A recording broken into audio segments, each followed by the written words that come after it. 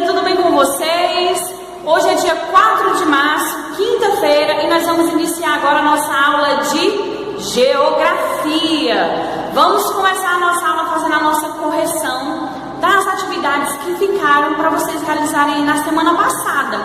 Então já pega aí sua ficha de atividade, porque nossa atividade vai ser corrigida através dela, né? Sua atividade na ficha de atividade. Pega a ficha de atividade, abre aí na página 105 e 106 para a gente iniciar a nossa correção pela nossa primeira questão.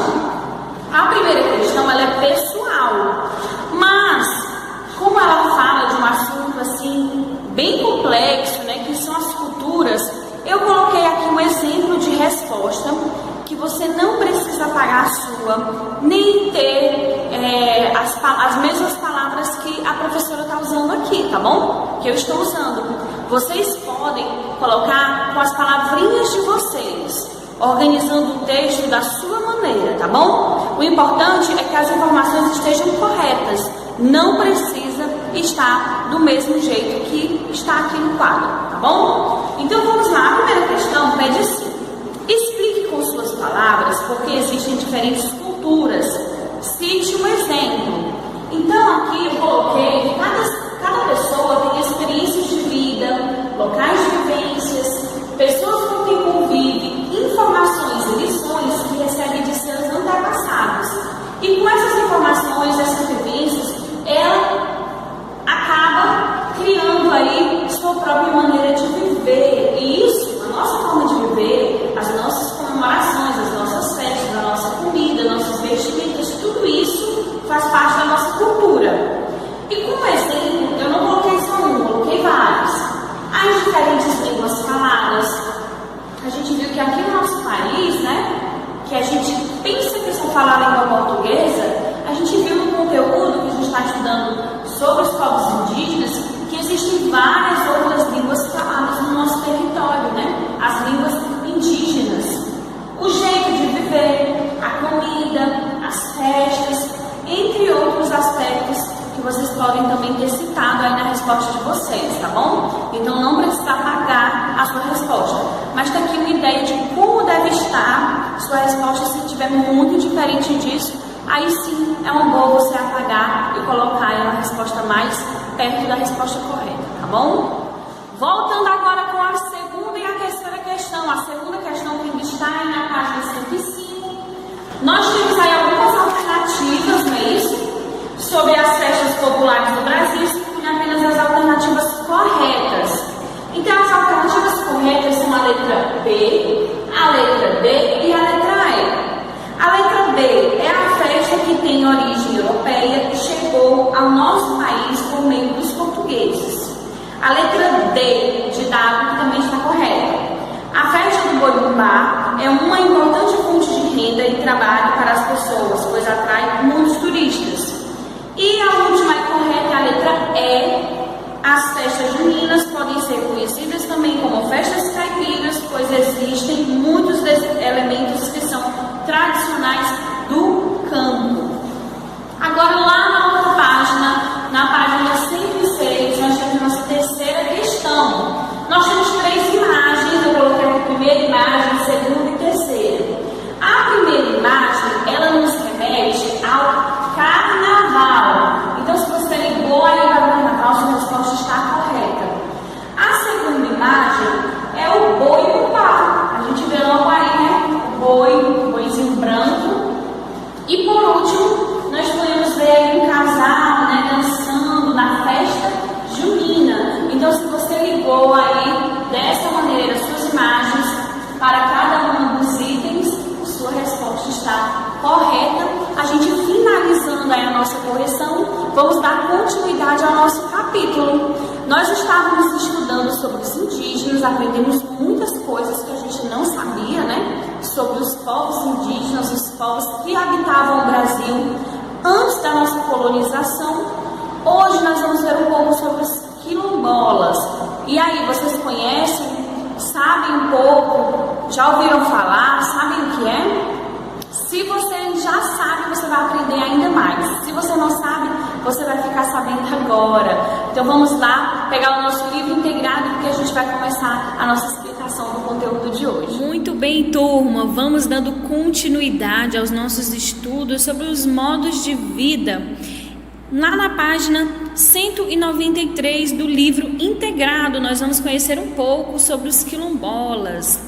Com o desenvolvimento da cultura da cana-de-açúcar e a produção de açúcar para abastecer o mercado europeu, o número de africanos trazidos e escravizados no Brasil aumentou muito.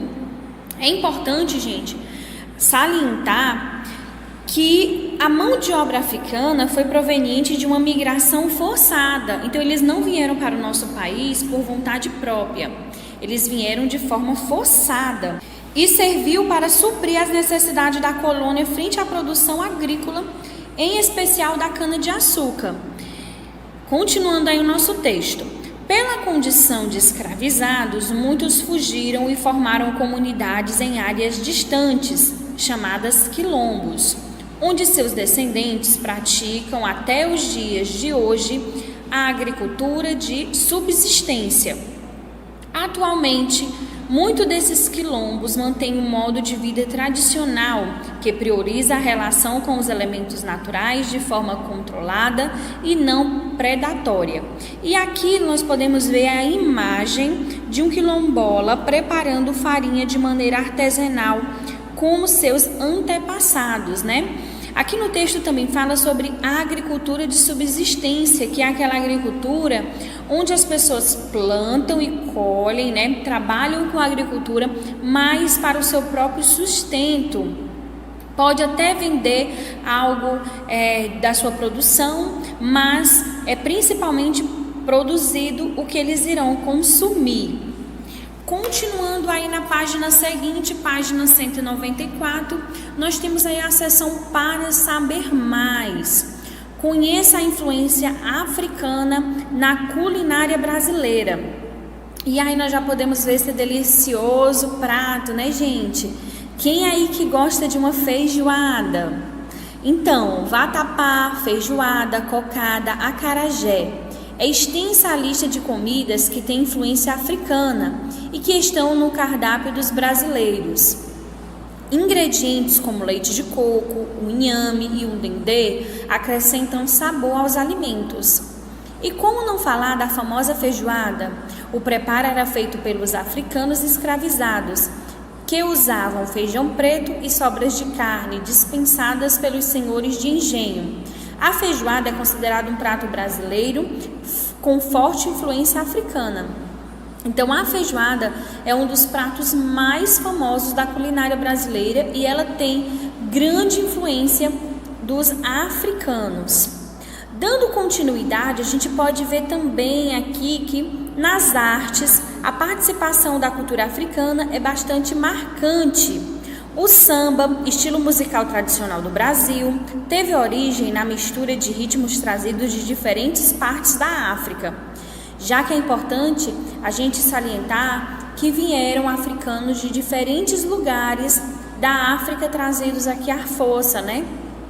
Contra sua própria vontade, de vários lugares da África aqui para o nosso território brasileiro. Além do samba, herdamos também a capoeira, que mais do que um jogo ou combate, expressa o ritmo e a versatilidade física dos povos africanos, utilizando instrumentos musicais e de percussão em suas apresentações. E é o que a gente está vendo aqui, imagens de instrumentos utilizados aí na capoeira. Vocês já viram aí alguma apresentação de capoeira? Então, provavelmente vocês já devem ter visto em algum lugar esses instrumentos que são utilizados aí para as apresentações de capoeira. E aí, gente, viram que interessante o que a gente aprendeu sobre os quilombolas? Na aula de hoje, além de conhecer mais sobre esse povo, sobre os quilombolas, nós também vamos conhecer sobre os sertanejos. Então, vamos dando continuidade à nossa aula, conhecendo um pouco mais sobre a cultura dos sertanejos, esses povos muito tradicionais também aqui da nossa região, dos sertões nordestinos e também dos sertões mineiros. Então preste atenção no conteúdo para você aprender mais sobre os sertanejos. Vamos lá? Gente, na página 195 nós vamos ver um pouco sobre os povos, né? Sertanejos. Esses povos que são muito característicos da nossa região. O sertanejo é um profundo conhecedor dos sertões nordestino e mineiro. Neles, consegue desenvolver a atividade de conduzir o gado bovino das áreas onde é produzido para as áreas onde é consumido, tanto no Nordeste quanto em outras regiões, mesmo com a escassez de água característica desse ambiente. E aqui nós já podemos ver algumas esculturas representando sertanejos, tipo de arte muito presente aqui na cultura nordestina, né? Com certeza você já deve ter visto imagens como essa. Logo aqui na sequência nós também podemos ver a vestimenta característica utilizada pelo sertanejo para se proteger do sol e do forte calor do sertão nordestino. Com certeza vocês também já devem ter visto peças assim, né? Geralmente peças feitas aí de couro. Uma das características marcantes dessa transformação das paisagens do sertão são as casas de taipa, também chamadas de casa de pau a pique, construídas muitas vezes pelas próprias pessoas que vão habitá-las. E aí, gente, vocês já viram alguma casa neste modelo construída dessa forma? Casas feitas aí dessa forma, de uma forma bem artesanal, muitas vezes construídas pelos próprios moradores, com os materiais disponíveis aqui na nossa região. A culinária preparam-se alimentos simples, mas cheios de sabores, em que geralmente utilizam o milho, a macaxeira, o feijão verde, a carne de sol, entre outros alimentos. Aqui na nossa página 196 nós temos a seção Mão na Massa. Leia com atenção o poema a seguir. Ele foi finalista em um concurso que reuniu estudantes de todas as partes do Brasil e foi escrito por uma menina de 11 anos que relata um pouco do cotidiano da comunidade ribeirinha onde vive, às margens do Rio Negro, no estado do Amazonas. Então vamos acompanhar a leitura. Minha Casa Azul e Rosa. Raquel Farias Glória, aluna da Escola Municipal Bom Jesus. Minha casa é de madeira pintada azul e rosa. Ela é bonita e faceira. No Rio Negro é a mais vistosa. No lugar onde vivo, moro com minha avó. Seu passatempo preferido é jogar dominó.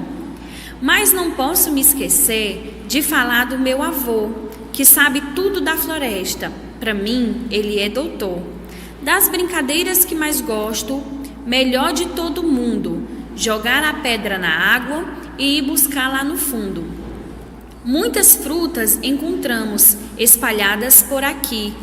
Às margens do Rio Negro eu desfruto o açaí. Mas não posso esquecer, pois tenho que admitir, a que eu mais aprecio é o delicioso buriti. Tudo isso acontece na minha casa azul e rosa. Não me canso de falar, no Rio Negro é a mais vistosa, de onde vejo o tucano e também o boto rosa. Então, que linda, né, gente? Essa linda poesia, que maravilha, mereceu realmente um prêmio. E é sobre essa poesia que nós iremos responder à atividade da página 196 e 197. A primeira questão nós vamos responder juntas. Da segunda à quinta questão, vocês vão responder sozinhos, logo depois aqui do nosso vídeo. E aí na nossa correção nós vamos trabalhar ainda mais essas questões aqui da atividade. Na primeira questão, identifique no poema elementos naturais da paisagem e transcreva-as nas linhas abaixo. Então, como a gente viu aí no texto, a gente pode citar o Rio Negro, a floresta, o açaí, o buriti, o tucano e também o boto rosa. São esses alguns elementos naturais, né, os elementos naturais que ela transcreve aí na sua poesia, no seu texto. Na segunda questão, vocês irão reescrever as partes do poema que mostram atividades divertidas que ela cita aí no texto. Na terceira questão, vocês vão comparar as atividades divertidas apresentadas no poema com as que você realiza no seu dia a dia. Na quarta questão, o poema fala sobre a importância de se transmitir o conhecimento adquirido. identifique o trecho em que isso aparece e reescreva-os nas linhas abaixo. Então, vocês vão identificar essas partes aí no texto e irão reescrever aqui nas linhas abaixo. Na quinta questão, utilizando como modelo o texto que você leu, escreva em seu caderno um poema que relate seu modo de vida.